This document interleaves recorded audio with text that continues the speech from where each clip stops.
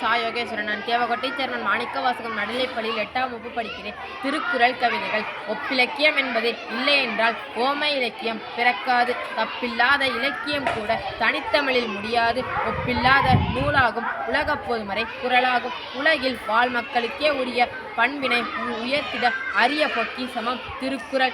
அழகியல் போற்றிடும் அனைவருமே அறம் காக்க உதவிடுமே. பொருள் காக்க புலர்ந்திடுமே. இன்பம் காக்க விளைந்திடுமே.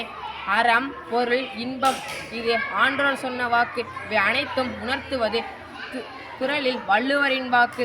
அகில உலக மக்களுக்கும் அன்புடன் வாழ வழிவகுக்கும் பொய்யில் புலவர் குறட்பாவோ குறைவில்லாத குலங்காக்கும்.